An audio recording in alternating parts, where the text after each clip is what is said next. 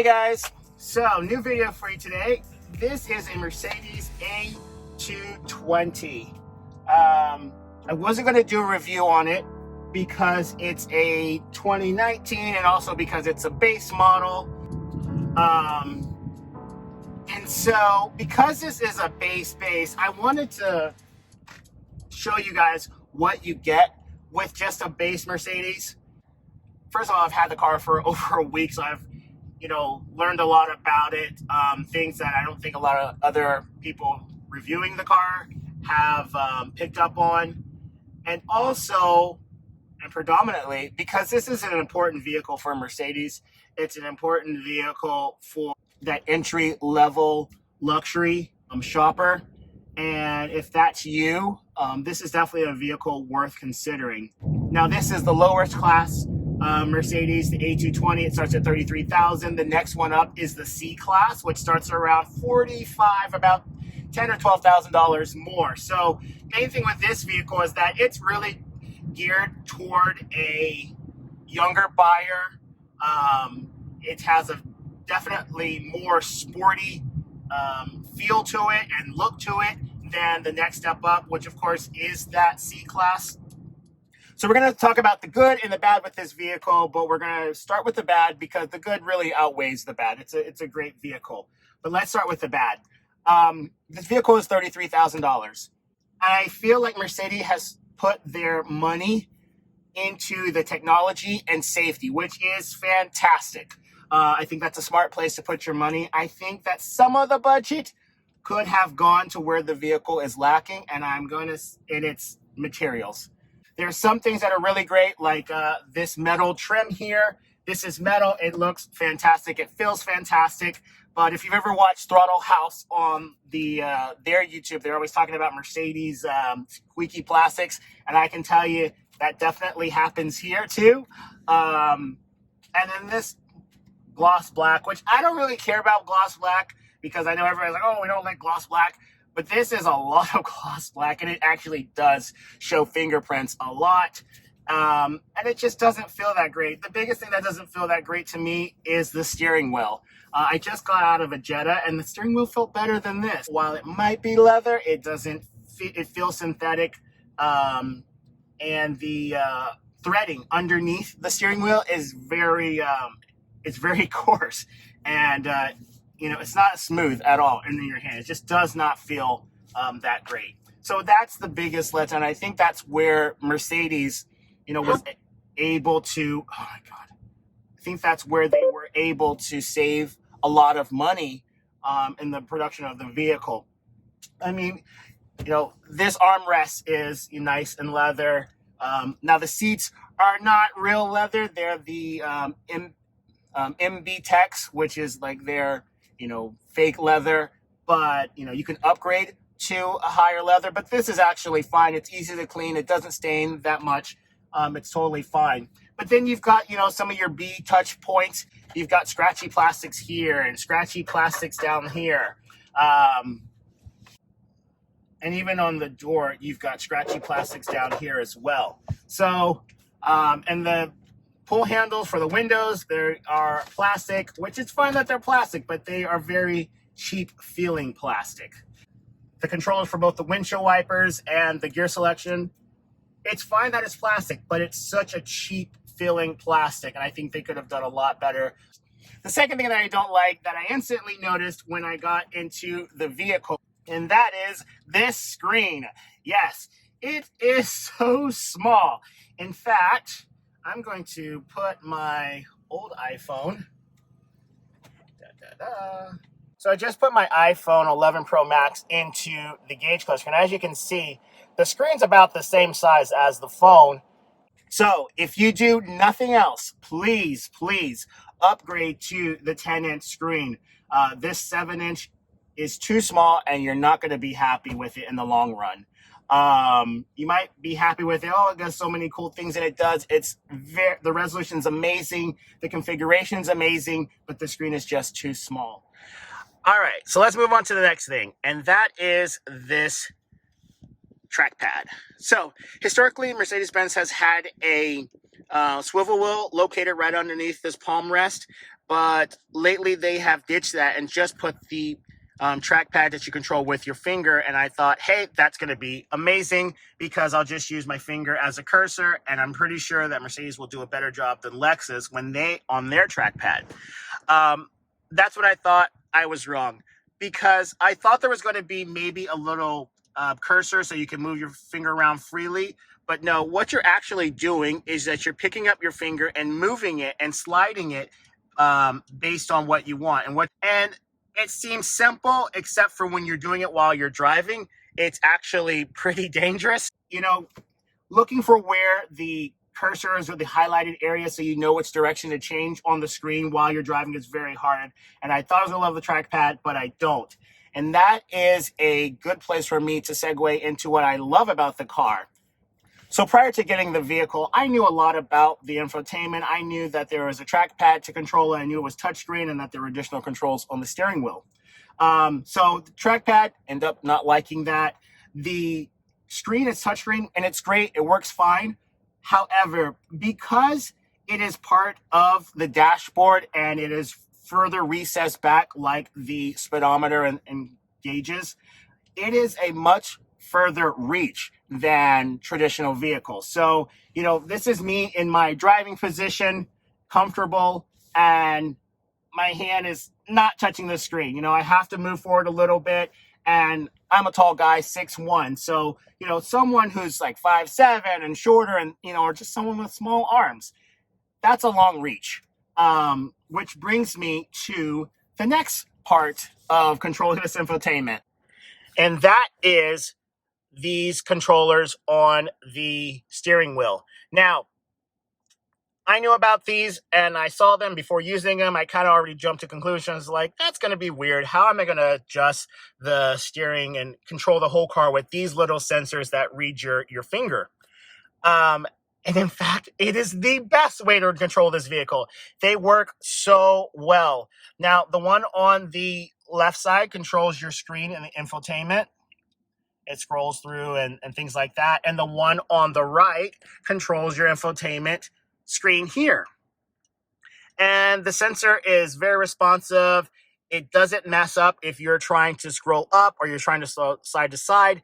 It's really good. It actually, once you're hovered over something that you want, you just click it and it works very well. It's the best way to control this vehicle just by leaving your hands on the steering wheel. So something that I discovered when I was out one day is that I was on my phone with it charged and I hear this clicking sound. I'm like, what is that? It's actually the cord was sliding against the trackpad. And yeah, just to let you know, that happens. And it was selecting things on its own because I was moving the cord. So that happens. So let's talk about some other awesome features of the vehicle. You know, when you're driving for a long time and you're moving around in your seat trying to get comfortable again, this vehicle as a standard feature has seat kinetics, in which we'll just select this and you can select either the driver or the passenger, and you can move just the backrest or the seat surface. You can also set the duration, you know, for how long you want the session to last, and you just press play. And what it's actually doing is moving the backrest and the seat surface, and also the side bolsters too, to not give you really a massage, but just to move the seat around so that you're not sitting in one place. And you can do this while driving. It's fantastic. So as standard, you also get the Hey Mercedes feature, which is, it actually has speakers located here on the driver's side and here on the passenger side. And it will know whether or not the driver's speaking or the passenger's speaking. You can tell it such things as like, I'm cold, I'm hot. It'll adjust the temperature on your side or your passenger's side according to what your request is.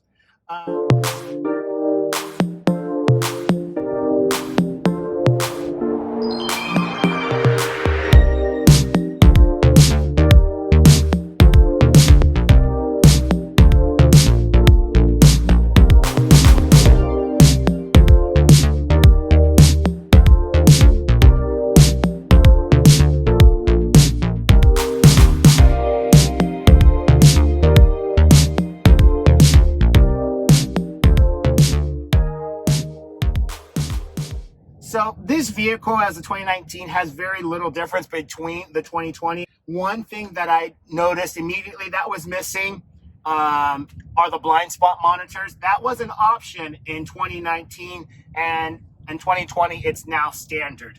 So I'm going to talk about another safety feature of the vehicle that's standard, and that is the active brake assist. So what it does is that, you know, it monitors the vehicle in front of you, your distance from that vehicle, and if you get too close or approach too rapidly, it will notify you. And a lot of vehicles do this, but this one does it even if your foot's on the brake. And I like that because a lot of times, you know, accidents happen when you're kind of just riding the brake and you don't stop as hard as you should, and that's when you have those small fender benders. They're not a huge crash, but just, you know, enough to ruin your day. This car stopped in front. I'm going to take my foot off the brake. Yeah.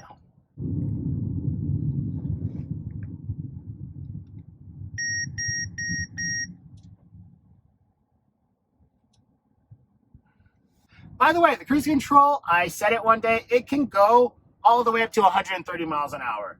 That's as high as it will set. Pretty cool. The driving characteristics are pretty good, especially at this price point. It's helped a lot by the different drive modes. Mercedes has always done a good job of making a clear differentiation between the different modes. I've been in many other vehicles where there's no difference between comfort and sport plus. It kind of all feels the same. But with Mercedes, not just this model, but past models too, there was a definitely clear distinction between it. This vehicle comes equipped with Eco, Comfort, Sport, and Individual, which you can self-configure. So the car always restarts in Comfort. So if you were driving in Sport, you turn the car off, you turn the car back on, you're going to be back in Comfort. Eco is very eco, to the point where I wouldn't even suggest driving in Eco if you ever have to do any overtaking on the highway. The vehicle only has 188 horsepower and 221 torque. A lot of the safety equipment that you get on these higher brands that are as packages or additional options, like blind spot monitoring and adaptive cruise control and cross traffic monitoring, all those things that are usually at a premium in these upper brands, those things are actually very much standard and normal for vehicles like Hondas, Toyota, Subaru. That just comes standard. So for Mercedes to put a lot of those safety features, not all of them, but a lot of them as standard in this vehicle, it's really great to see. And that makes it such a value when you're talking about a vehicle around $33,000 starting. This tells people who are looking at maybe a fully loaded, you know, Toyota Camry or fully loaded Honda Accord that, hey, you're very close to being able to get a Mercedes. Did you ever consider looking at Mercedes or driving a Mercedes? You know, this 3-pointed star, let's be honest, it carries more weight than saying, yes, I got the brand new Genesis, or I got the brand new, Acura, or, Infinity. It's a Mercedes, you're right? The best or nothing. So, this is a very good car. The way I would spec it, and you can spec this car all the way up into $50,000, don't do that, because at the end of the day, it's just an A-Class. It's still just an A-Class. I don't care how many options you put on the thing. This is what I would do. I would add on the $1,750 for the larger infotainment screen, and that also gives you the keyless access, so you can keep the key in your pocket, of course, when you arrive to the vehicle and start the vehicle.